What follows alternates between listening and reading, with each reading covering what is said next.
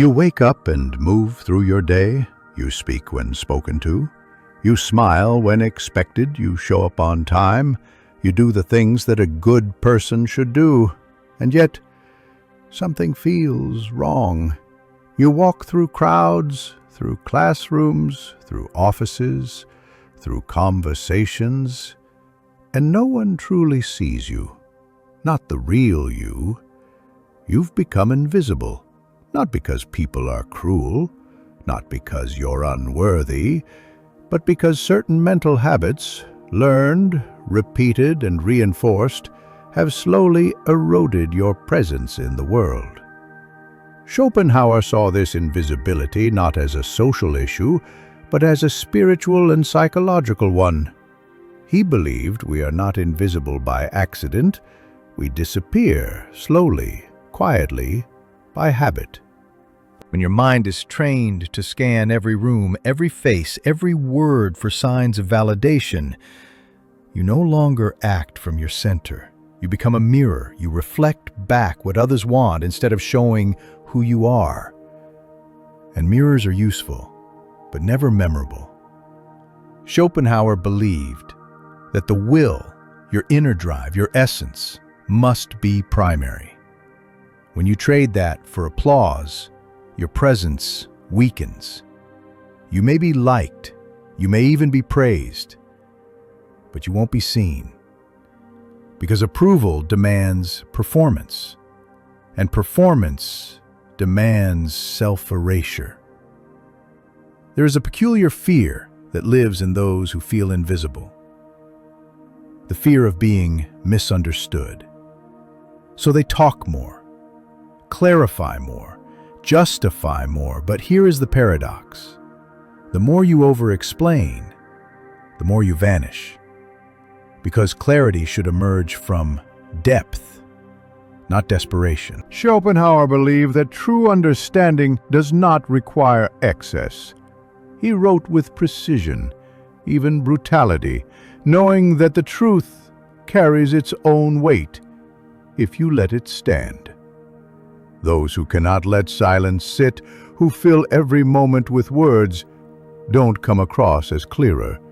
They come across as unsure, and the unsure are easily overlooked. You've been taught that being emotional is dangerous, that your feelings make others uncomfortable, that silence is safer than honesty, and so you become pleasant, easygoing, nice. But pleasantness is not presence, it's camouflage. Schopenhauer wrote that suffering is not a bug of life, it's the foundation. To pretend you are untouched by it is to pretend you are not alive. When you bury your emotions, especially the difficult ones, you teach others to ignore your depths. You become invisible, not because you feel too much, but because you show too little. You've likely been told, don't be too intense. Don't argue. Don't offend. So you soften your edges. You preface your thoughts. You say, just my opinion, even when you know you're right.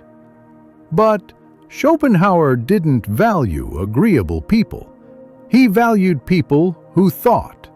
To him, the mind was sacred ground, and to dilute your ideas for comfort was an insult to the truth.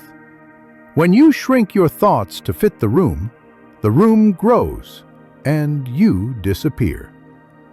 Being kind does not mean being vague, and being wise does not mean being silent. In a world of profiles and highlight reels, comparison is no longer occasional. It's constant. You measure your life against others, their success, their appearance, their voice, their following. And in doing so, you begin to disown your uniqueness. Schopenhauer warned that envy distorts perception, that it makes you forget what you have, what you are, what you're here to do. When your eyes are always on someone else's road, you stumble on your own. Comparison makes you invisible, not to others, but to yourself. You begin to speak. You feel the thread of truth in your chest, but then you stop. You second guess. You trail off. You say, never mind. This small act, repeated daily, trains your subconscious in a single belief: my thoughts don't matter.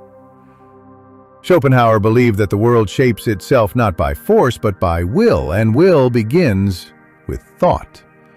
The moment you silence your thoughts out of fear, you weaken the will, and a weakened will becomes a faded presence.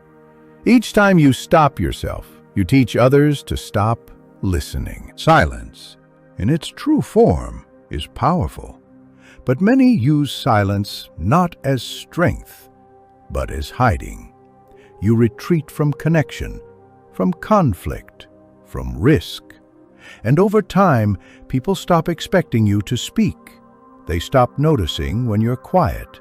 They stop asking what you think. And you begin to disappear. Schopenhauer lived much of his life alone, but he used solitude as a mirror, not a mask.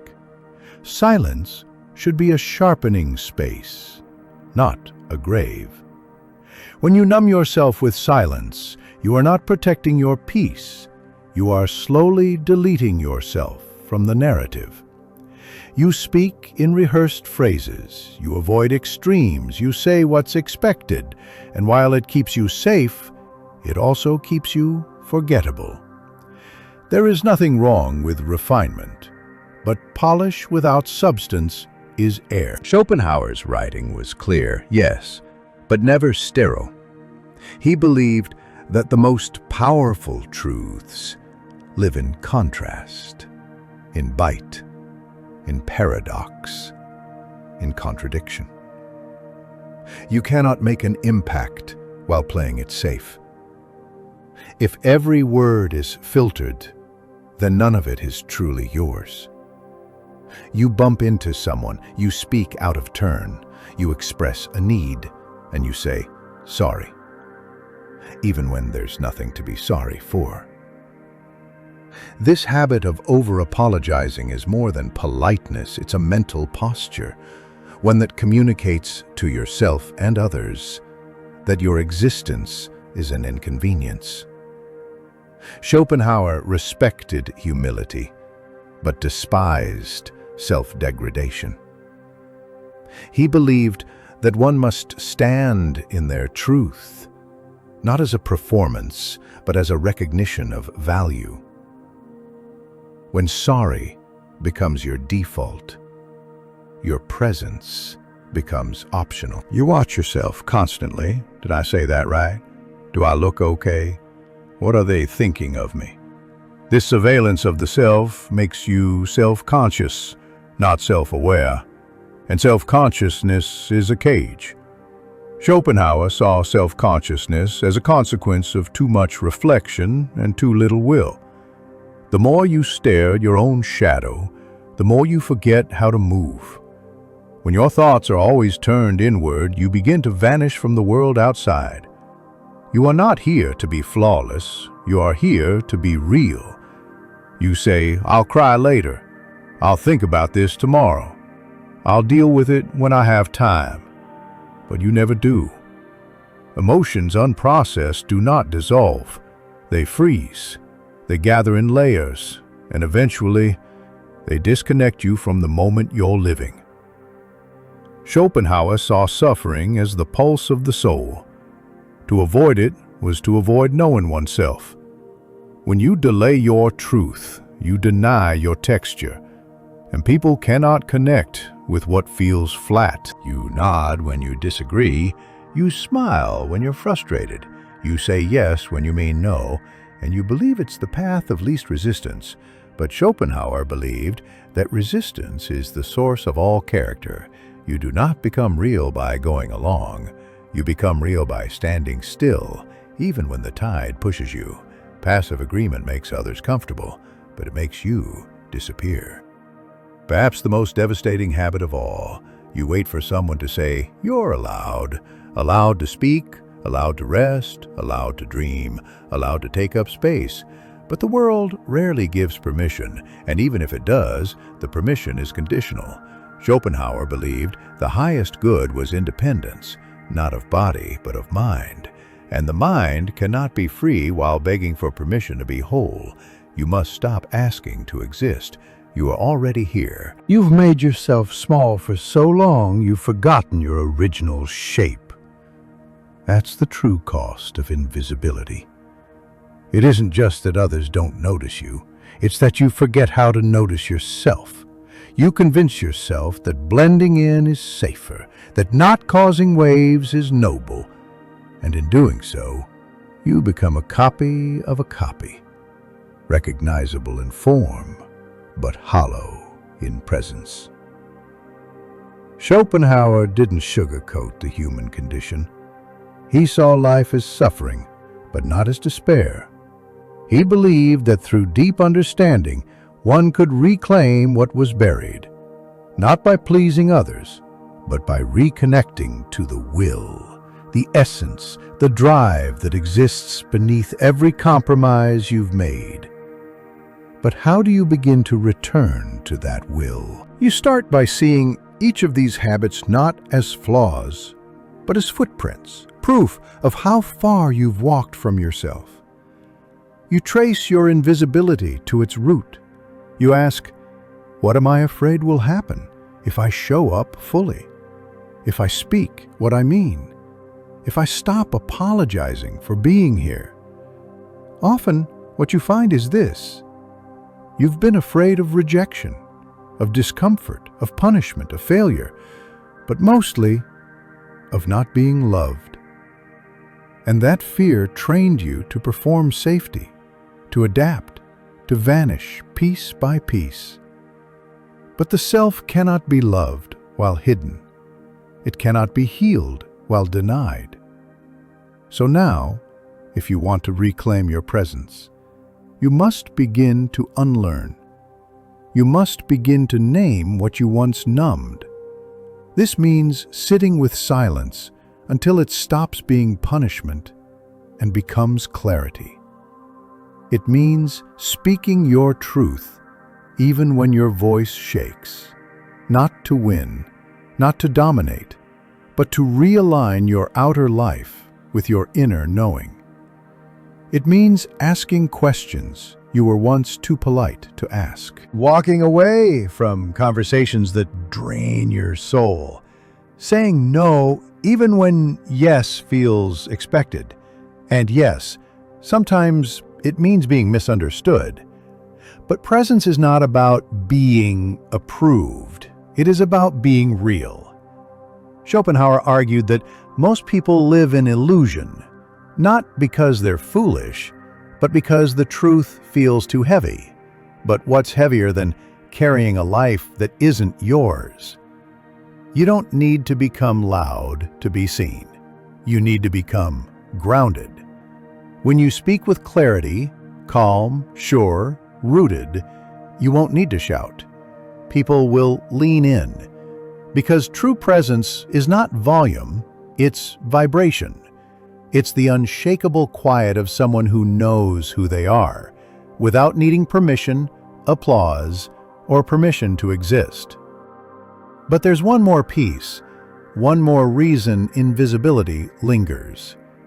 You don't only fear being rejected by others, you fear being rejected by yourself. Because once you see how you've betrayed your needs, abandoned your instincts, and silenced your voice, it hurts. It's easier to numb than to face the ways you've contributed to your own disappearance. But here's what Schopenhauer understood better than most. Guilt is not your enemy. It is the fire at the edge of the forest.